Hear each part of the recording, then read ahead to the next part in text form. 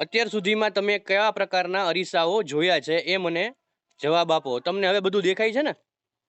જો આ ચોપડીનું પાનું છે, દેખાય છે ચોપડીનું પાનું? હા કે ના જવાબ આપો. દેખાય છે ને બધાયને? હા. જો આ ચોપડીનું પાનું છે. ઓકે. હા. અત્યાર સુધીમાં આપણે જે ભણ્યા એ થોડુંક થોડુંક હું પાછું રિપીટ કરી દઉં કે અરીસાની અંદર મળતું પ્રતિબિંબ હંમેશા ઉલટું પ્રતિબિંબ હોય. જો આ રીતે આપણે આ ચર્ચા કરી હતી, હું પાછું રિપીટ કરું છું કે કોઈ પણ સમતલ અરીસાની અંદર જ્યારે આપણે પ્રતિબિંબ મેળવીએ છીએ ત્યારે અરીસામાં મળતું પ્રતિબિંબ હંમેશા ઉલટું હોય છે. પછી બીજું અવાસ્તવિક હોય. અવાસ્તવિક શા માટે ભાઈ? તો કે જ્યારે તમે ડાબો હાથ ઊંચો કરો છો તો અરીસામાં તો એ હંમેશા જમણો હાથ જ દેખાશે. એટલે આને કહેવાય અવાસ્તવિક. હંમેશા મળતું પ્રતિબિંબ કેવું હોય? ઉલટું, અવાસ્તવિક અને એના જેવડું જ હોય. દાખલા તરીકે અરીસાની સામે તમે ઊભો તો નાના કે મોટા તમે નથી થઈ જતા, બરાબર? જેવા છો એવા જ રહ્યો. ટૂંકા નથી થઈ જતા, લાંબા નથી થઈ જતા. વસ્તુ જેવડું પ્રતિબિંબ, વસ્તુથી ઉલટું પ્રતિબિંબ અને અવાસ્તવિક પ્રતિબિંબ થાય છે.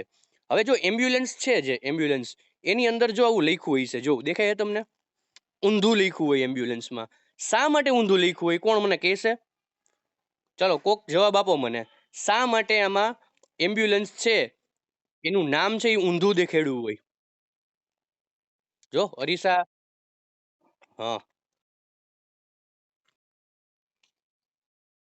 હા. જ્યારે એમ્બ્યુલન્સ રસ્તા ઉપર દોડતી હોય, એમ્બ્યુલન્સ રસ્તા ઉપર દોડતી હોય તો શું થાય? તો કે આગળ જે કંઈ પણ વાહનો છે એને હોર્ન વગાડીને એને દૂર કરવાના હોય. તો આગળ હોર્ન વગાડે તો સીધી વાત છે, જે તે વ્યક્તિ અરીસામાં જોઈ કે પાછળ કોણ આવે છે, તો પાછળ એમ્બ્યુલન્સ હોય. તો એમ્બ્યુલન્સની અંદર ઊંધું નામ લખ્યું હોય એ અરીસાની અંદર કેવું દેખાય? આગળવાળા વ્યક્તિને એમ્બ્યુલન્સ. હા, સીધી વાત છે કે એ હા ના, ઊંધું નામ છે અરીસામાં ચત્તું દેખાશે, એટલે એમાં ઊંધું લખવામાં આવે. બરાબર? આપણે વાત થઈ ગઈ ને કે કોઈ પણ સમતલ અરીસાની અંદર મળતું પ્રતિબિંબ હંમેશા ઉલટું હોય. તો આ ઉલટાનું ત્યાં કેવું થઈ જશે? સીધું થઈ જાય ને. તમને સ્ક્રીન દેખાય છે ને બધાને?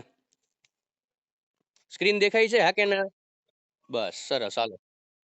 હા, હવે આપણે આગળ વધીએ છીએ. હા, બુઝોએ રસ્તા પર એમ્બ્યુલન્સ જોઈ અને તેને નવાઈ લાગી કે એમ્બ્યુલન્સના આગળના ભાગમાં એમ્બ્યુલન્સ ઊંધું એવું કેમ લખાય છે, એનું વિચિત્ર કેવું છે એવું. હવે આ તમને મેં તમને કહી દીધું એટલે હું રિપીટ નહીં કરું. ચાલો, ગોલીય અરીસા સાથેની રમત.